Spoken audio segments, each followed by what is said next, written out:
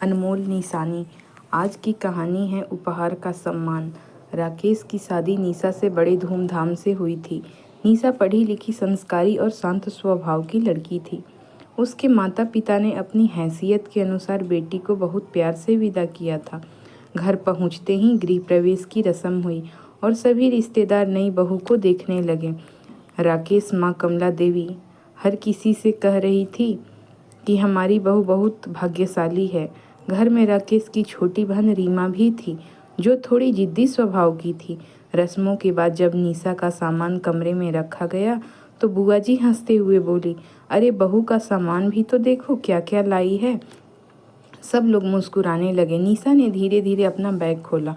उसमें सलीके से रखे कपड़े, कुछ किताबें और एक सुंदर लाल रंग की बनारसी साड़ी थी। वह साड़ी देखते ही रीमा की नज़र उसी पर टिक गई। उसने तुरंत कहा, भाभी यह साड़ी तो बहुत सुंदर है, मुझे दे दीजिए ना। निशा मुस्कुराई और बोली, दीदी अगर आपको पसंद है तो मैं खुशी से दूंगी, लेकिन यह साड़ी मेरी नानी ने मुझे अपने हाथों से दी थी। उन्होंने कहा था कि इसे मेरी पहली तीज पर पहनना, इसलिए यह मेरे लिए बहुत यादगार है। रीमा का चेहरा उतर गया। तभी कमला देवी बोली, बहू घर की बेटी का मन नहीं तोड़ते, एक साड़ी ही तो है। निशा कुछ पल चुप रही। उसने विनम्रता से कहा, माँ जी मैं रीमा दीदी को अपनी दूसरी नई साड़ी अभी दे देती हूँ, लेकिन यह साड़ी मेरी नानी की आखिरी निशानी है, इसे मैं किसी को नहीं दे सकती। कमरे में अचानक सन्नाटा छा गया। कुछ रिश्तेदारों ने धीरे धीरे कानाफूसी शुरू कर दी। किसी ने कहा नई बहू आते ही मना करने लगी, तो किसी ने कहा आजकल की लड़कियां अपनी चीज़ें किसी को नहीं देती। रीमा को लगा कि उसकी बात की कोई कीमत नहीं रही।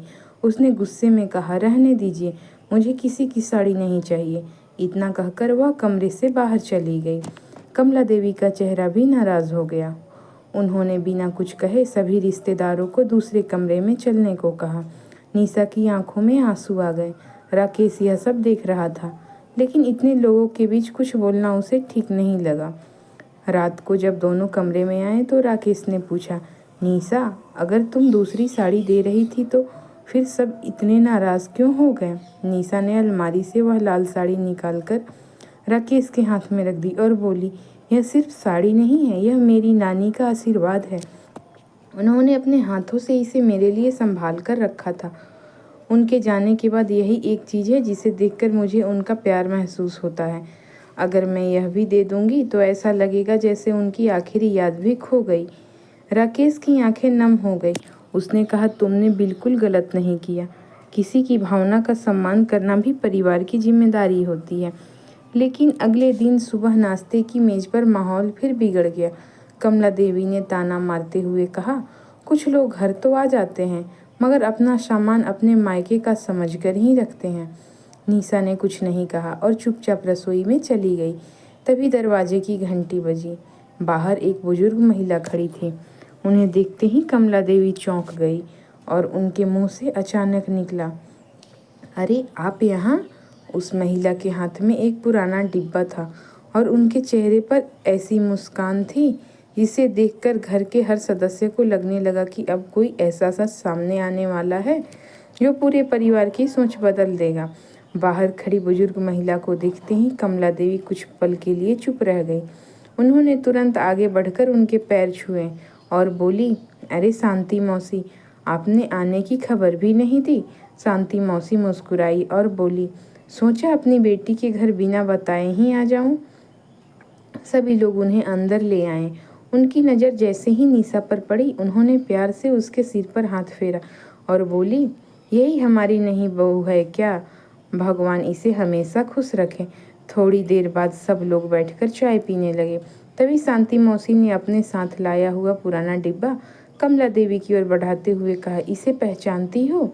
कमला देवी ने डिब्बा खोला तो उनकी आंखें भर आई। उसमें एक पुरानी रेशमी साड़ी और कुछ पुराने खत रखे थे। राकेश और रीमा कुछ समझ नहीं पाए। शांति मौसी बोली, कमला याद है तुम्हारी शादी के बाद तुम्हारी सास ने तुम्हारी माँ की दी हुई यह साड़ी तुम्हारी ननद को देने के लिए कहा था, लेकिन तुमने मना कर दिया था क्योंकि वह तुम्हारी माँ की आखिरी निशानी थी। उस दिन तुम बहुत रोई थी। यह सुनते ही कमरे में सन्नाटा छा गया। कमला देवी की नज़र झुक गई। उन्हें बरसों पुरानी वह घटना याद आ गई जिसे उन्होंने समय के साथ भुला दिया था। शांति मौसी ने आगे कहा, उस दिन तुमने मुझसे कहा था कि अगर कभी मेरे घर बहू आएगी तो मैं उसकी भावनाओं का हमेशा सम्मान करूंगी। यह सुनते ही राकेश और रीमा एक दूसरे का चेहरा देखने लगे। निशा चुपचाप खड़ी थी। उसने कभी नहीं सोचा था कि उसकी बात से जुड़ी ऐसी कोई पुरानी याद सामने आएगी। कमला देवी की आंखों से आंसू बहने लगे। उन्होंने धीरे धीरे निशा के पास जाकर उसका हाथ पकड़ा और बोली, बहू, मुझसे बहुत बड़ी गलती हो गई। मैं भूल गई थी कि किसी अपने की निशानी सिर्फ एक चीज़ नहीं होती, वह यादों का खजाना होती है। मैंने तुम्हें गलत समझा। निशा ने तुरंत उनके पैर छू लिए और बोली, माँ जी, आप मुझसे बड़ी हैं। अगर मेरी किसी बात से आपका दिल दुखा हो तो मुझे भी माफ़ कर दीजिए। तभी रीमा भी आगे आई। उसने शर्मिंदा होकर कहा, भाभी, मुझे सच में नहीं पता था कि वह साड़ी आपके लिए इतनी खास है। मुझे लगा बस एक अच्छी साड़ी है, मुझे माफ़ कर दीजिए। निशा मुस्कुराई और बोली, दीदी, इसमें आपकी कोई गलती नहीं। अगर आपको पसंद है तो मैं आपके लिए इससे भी सुंदर साड़ी अपनी तरफ से लाऊंगी, लेकिन यह वाली मेरे लिए नानी का आशीर्वाद है। रीमा ने तुरंत निशा को गले लगा लिया और बोली, अब मुझे कोई साड़ी नहीं चाहिए, मुझे आपकी दोस्ती चाहिए। पूरे घर का माहौल बदल चुका था।